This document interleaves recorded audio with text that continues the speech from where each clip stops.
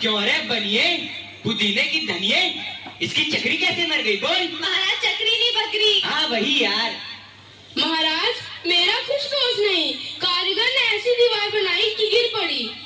मंत्री इस लल्लू को निकालो और कारीगर को पकड़ लाओ। इस लल्लू को ले जाओ और कारीगर को लाओ। कारीगर हाजिर हो। महाराज मेरी जय हो। क्यों रे कारीगर, तेने दीवार ऐसी क्यों बनाई कि दीवार गिर गई और मकड़ी मर गई बोल? महाराज मेरा कुछ कसूर नहीं, उस चूने वाले ने ऐसा बोधा चूना बनाया कि दीवार गिर पड़ी। अच्छा इस कारीगर को ले आओ। नहीं कारीगर को निकालो और चूने वाले को पकड़ लाओ। कारीगर को ले जाओ और चूने वाले को लाओ। चूने वाला हाजिर हो। महाराज की जय हो। क्यों बे खैर सुपारी चूने वाले, इसकी ककड़ी कैसे मर गई बोल?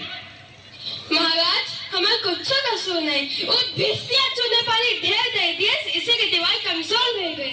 अरे मंत्री इस चुन्नी लाल को निकालो और भिस्ती को पकड़ लाओ। इसे ले जाओ और भिस्ती को लाओ। भिस्ती हाजिर हो। क्यों बे भिस्ती, गंगा जमुना कश्ती, तेने चूने में इतना पानी क्यों दिया कि दीवार गिर गई और कल्लू बनिया दब गया?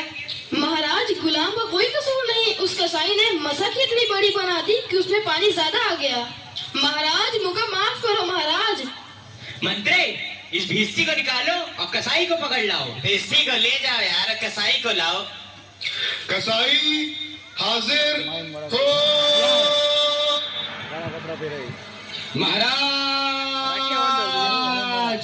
क्यों रे कसाई, तेने मसक ऐसी क्यों बनाई, दीवार गिराई और बकरी दबाई बोल? महाराज गडरिया ने टके पर ऐसी बड़ी भीड़ मेरे हाथों बिछी कि उसकी मशक ही बड़ी बन गई। मंत्री इस खबीज के बच्चे को निकालो और जाओ गडरिये को ले आओ। इसे ले जाओ और गडरिये को लाओ। गडरिया हाजिर हो। महाराज की भय हो।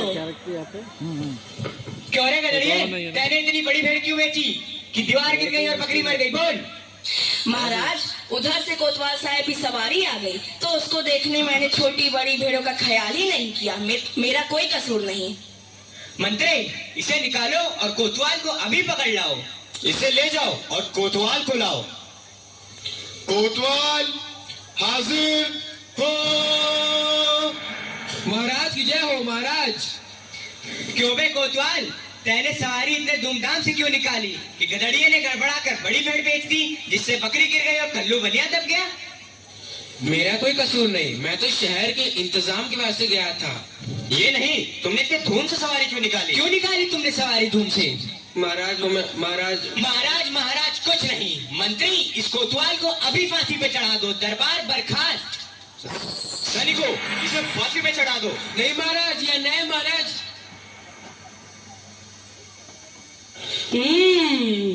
गुरुजी ने तो हमको यहाँ रहने से मना किया था।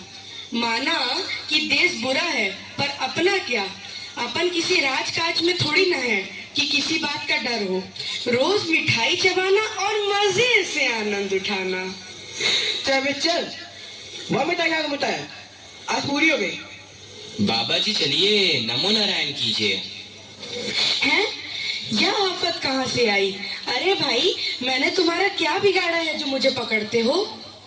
आपने बिगाड़ा है या बनाया है, इससे क्या मतलब। अब चलिए फांसी पर चलिए। फांसी? अरे बाप रे बाप, फांसी? मैंने किसकी जमा लूटी है कि मुझको फांसी?